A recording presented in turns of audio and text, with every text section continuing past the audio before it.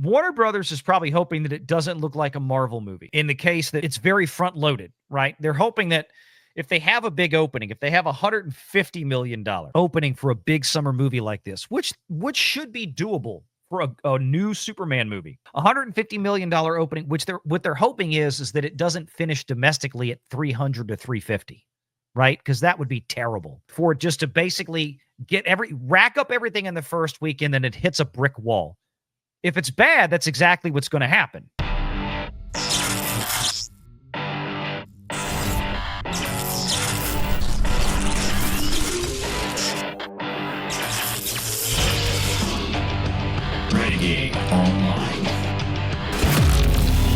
Superman, this is the one to beat, I think, over the heart of the summer for its genre, right? And you've got Thunderbolts, you've got Fantastic Four, you've got Superman, I don't know what else is going to kind of slide in there, but this is of those, right? This is going to be the one that's going to win.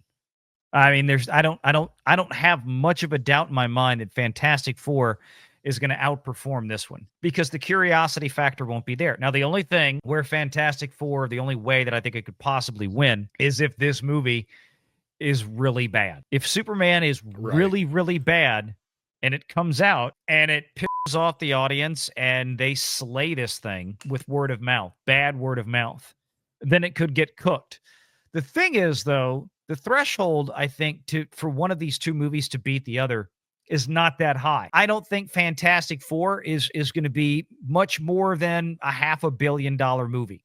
And I'm giving it that deference just because it's coming out in the heat of summer. There's going to be a lot of stuff at the box office. Kids are off of school. People are going to be looking for stuff to do. Maybe as we get closer, the marketing for it gets better. Maybe it attracts more people's interest. Because right now, I don't see any interest for Fantastic Four at all anywhere, which is not a surprise. There's nothing that's leading into it. And Doomsday is going to die next summer. It's going to die next summer. They're probably lucky Superman's been taking a lot of the attention away from Fantastic Four. Because, we got to keep reminding people that, oh, yeah, by the way, guess what? We're getting female Silver Surfer in this. And things of that sort. And I don't know if, Pro, you heard about this, but I heard there was a test screening before all these reshoots, and that would spawn these two reshoots for Fantastic Four.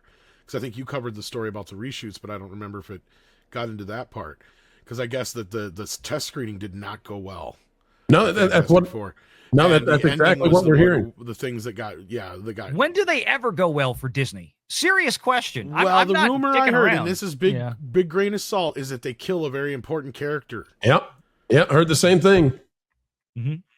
You're and exactly people are on speculating, and some between the rumors and speculation is that it's the Thing that gets killed, so they can replace him with She-Hulk. Well, let me go down really into rumor territory. Please do it. Here's your real rumor territory where we step out way out there. What may be happening is that they had planned, what I'm hearing is for the Fantastic Four to escape their universe, which is an absolute calamitous situation at the end of the movie. They escape it and land into the Avengers Doomsday world, right? With all these other characters. They fight the X-Men, yada, yada, yada.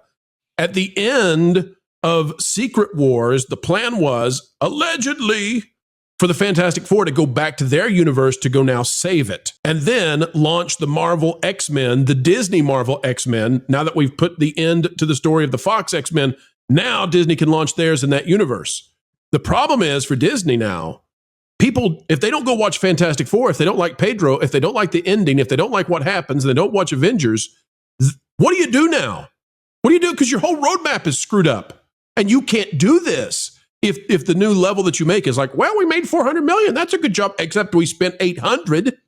Like, that's all blown up now. Yeah, the secondary rumor is that it's Johnny Storm. But either way, it all leads to a road where they replace a Fantastic Four member with another female. I had heard it was Johnny Storm, but yeah, I've heard both rumors, and I don't know if you've heard, but again, it also, I think it leads to She-Hulk or another female Fantastic Four member. Yeah, do it. Please, no, please do it. Listen, please content do it. Creators are going to add an extra level to their homes if you replace one of the Fantastic Four with She-Hulk in Avengers Doomsday. Like, there will be boats. People will have boats. They will have yachts named after it's not She-Hulk. What if it's like the Silver Surfette or somebody like? It doesn't matter. Point being is, they're not going to be able to stand having three men in a group.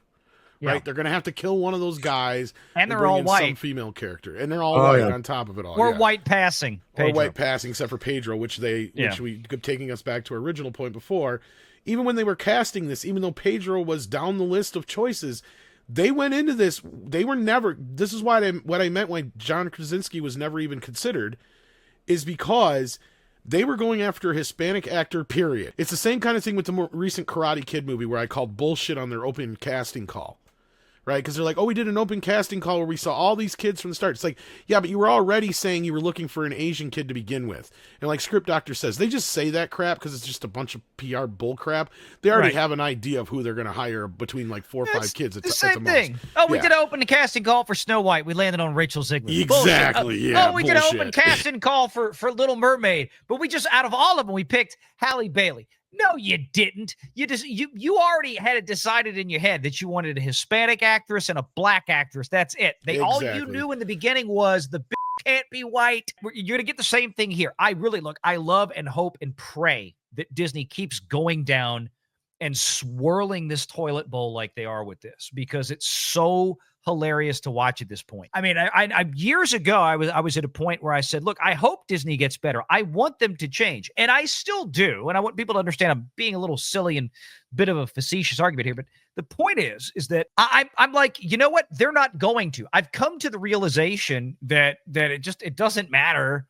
at this point. They should change. And we're going to keep calling it out because these are stupid, crappy business practices that if anybody else did these things, if Paramount or Warner Brothers kept doing this for dozens of movies year after year, losing hundreds of millions of dollars for every release, every one of these other studios would be completely bankrupt. Disney can survive it and not apologize and not have to do the mea culpa that makes Disney and Bob Iger look bad, and they will just keep doubling down. Once they find somebody that they like working with, that basically follows commands like a good lapdog, and especially that has the same, in the case of Pedro Pascal, the I hate Donald Trump and Republicans politics that he does, they're going to stick with him. Soul Nightmare for 5, grain of salt needed. Warner Brothers internal tracking has Superman in an estimated 155 to 175. I'd seen some of these numbers. I was a little leery because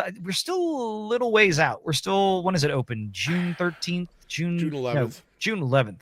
Oh, it opens July 11th. July 11th. That's right. Okay, July 11th. And they had an early showings on July 7th through Amazon, but I don't like tracking this early. I don't think they've started pre-sales yet. If we don't have pre-sales, I don't know what you can base it on. Yeah, but the analysts have been saying all year this is going to have a huge opening, regardless. Yeah, yes, they are. And I mean, I don't know if that's 155 to 175. I mean, if they're thinking like a 4-day or a 3-day opening weekend, because, well, yeah, it's not July 4th weekend, it's the weekend after. It's possible. Warner Brothers is probably looking at, they probably have some internal metric. How many people watch the trailer? How quickly? How much chatter is there online? How much of that chatter is positive? How many people have expressed? It's parrot analytics, right? Now, look, sometimes these things do turn out to be accurate. I mean, when it comes to trying to track trying to track early openings, but to me, I still don't like them because we're 2 months out, and until we actually start seeing some pre-sales for this, I'm going to be reserved. Now, Warner Brothers is probably hoping that it doesn't look like a Marvel movie in the case that it's very front loaded, right? They're hoping that if they have a big opening, if they have $150 million opening for a big summer movie like this, which should be doable for a new Superman movie, $150 million opening, what they're hoping is that it doesn't finish domestically at 300 to 350, right? Because that would be terrible for it just to basically rack up everything in the first week and then it hits a brick wall. If it's bad, that's exactly what's going to happen. But I think we're just a little far out from that one. Do you think James Gunn is done if Superman fails? No, because he's contracted for a lot of stuff. So this wasn't just here. We're gonna do a 1-year prove it deal with James Gunn at Warner Brothers. They signed him up to run DC. So he's not going anywhere. At least his contract initially is up not too long after Superman comes out. So I wouldn't be surprised if Superman fails. Well, but I mean, he's got a number of movies that he's already working on. Yeah, he'll still be around, but I mean, they won't renew his contract if Superman fails. But did they have him for a number of years or a number of pictures? No, it's a number of years. He had a 5-year contract that started when the year just prior to their announcement there, and by the time Superman and Supergirl come out, when that'll be pretty close to the time where they'll renew his contract or not, and if he doesn't get renewed, so we're only 2.5 years in because Zaslav came in 22. James Gunn was announced in 23. Yes. So that's what I'm saying. Yes. Okay. So we'll see. So we still have 3 years left. Yes, but you know how they usually about the 4th year of a 5-year contract, they start talking about, are we going to renew this? Or, that's what I'm saying. So by next year, about time, we'll have to see how Supergirl plays out. But yeah, unless Superman is a huge unmitigated disaster, we'll have to wait and see. I just look. The big dog is going to be Jurassic because it comes out in the middle of all this. That's kind of a wild card. Because, again, we always kind of never can underestimate these movies, and I'm the first one to point out that, just like with Godzilla, monsters and dinosaurs are always popular with kids, especially little boys. And Walmart, you go to any Walmart, and they still have an entire section of Jurassic Park toys or Jurassic World. All the new ones are out, and everybody wants to get them. So, in that respect, the movie will probably do well, but I don't know if this one is going to have the same pull that the last movie had, because that last movie's box office surprised me at first, but then I'm like, it's not surprising because they have the original cast back. But after that 6th film or 5th film or whatever the hell one they're on now, the one prior to this was so bad that I was surprised at how well the last one did until I'm like, I thought about it a little bit. Fallen Kingdom. That was terrible. So so my point is this movie having nothing, and I mean absolutely zero to attach it to the other films, that's not going to bring in the general audience, but you're right. Like, as far as like the little boys and whatnot, they're going to be all over this film. They'll be buying the toys. But are they going to get distracted by Superman? That's the big question. Well, this is the July 4th movie. So this is the big holiday. I mean, this movie should easily do 150 million on that holiday weekend. It might not. I'm wondering if this is going to underperform compared to the last 2 or 3. We'll see. I mean, I don't like I said my concern is no Chris Pratt. That's my point, is you have nobody from the Jurassic World franchise and you have nobody from the Jurassic Park franchise in it, and your main drawing thing is Scarlett Johansson.